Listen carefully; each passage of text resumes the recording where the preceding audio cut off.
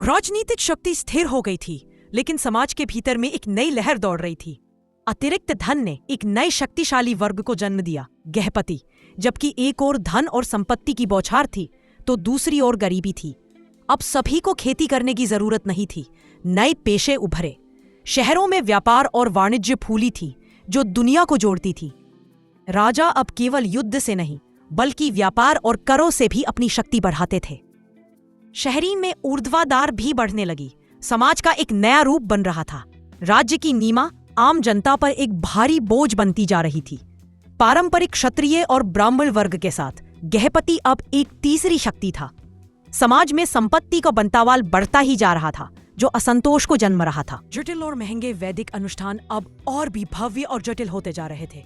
इन जटिल अनुष्ठानों पर सवाल उठने लगे थे, खासकर शहरी वर्ग में।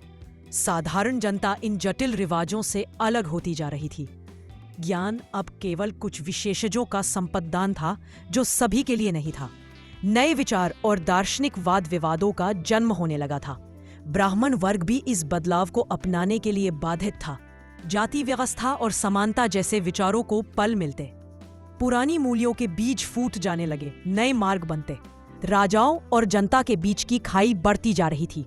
जटिल ब्राह्मणवाद और नए साधनाओं के बीच एक नई लड़ाई शुरू हुई। इस बदलते समाज में एक नए प्रकार के उभार ने देखा गया, श्रमण।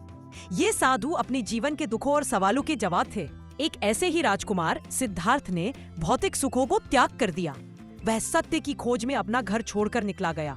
उन्होंने अपनी पहचान और अहंकार को त्याग दिया। कठिन तपस्या और ध्यान के बाद उन्हें ज्ञान प्राप्त हुआ। उन्हें बुद्ध के रूप में ज्ञान का दीपक जलाया। उसी समय महावीर ने जैन धर्म के कठिन सिद्धांतों का प्रचार किया। इन नए विचारों की लहरें तेजी से फैल रही थीं। इन नए संप्रदायों ने जल्दी से समाज को छुआ। जैन धर्म ने अहिंसा के सिद्धांत को अत्यंत उच्च बनाया।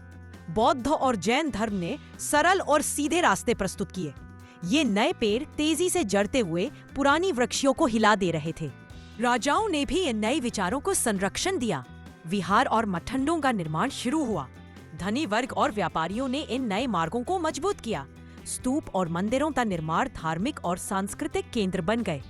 जैन धर्म ने भी अपनी अलग अलग गुफाओं में अपनी पहचान बनाई। इन धर्मों का संदेश साधारण और सरलता से था, लेकिन नए विचारों का विरोधी भी था, खासकर राजनीतिक था।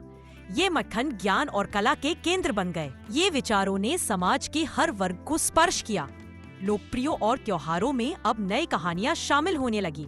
कला और साहित्य ने भी नए रूप अपनाए। ये नए धार्मिक केंद्र ने पीढ़ी तक अपनी पहचान स्थापित कर ली। विश्वविद्यालयों के बड़े केंद्र जैसे तक्षशिला और नालंदा का उदय हुआ। शहरी में महिलाओं की भूमिका भी बदल रही थी। जातक कथाएं इस नए समाज के दर्पण और मूल्यों को सहेजती हैं। उच्च वर्ग की महिलाएं अब और भी सुसंस्कृत और शिक्षित होती जा रही थीं। नृत्य और संगीत नए रूप और नए अर्थ व्यक्त करने लगे। समाज के ताने एक नई जटिल सांस्कृतिक बुनियाद का रूप ले रहा था। पुरानी महाकाव्यों को नए संदर्भ में फिर से प्रस्तुत किया जाने लगा। सादगुण और आध्यात्मिक जीवन की अवधारणा बढ़ी। दया और दयालु का विचार समाज के सभी वर्गों तक पहुंच रहा था। समाज के आईने में योद्धा बदल गया था। सामाजिक रिवाजों में भी धीरे धीरे परिवर्तन आ रहे थे। विभिन्नता के साथ एकता की नई खोज शुरू हुई। ज्ञान का एक विशाल संग्रह बनता जा रहा था। ये बदलाव भविष्य के बीज आने वाले गए।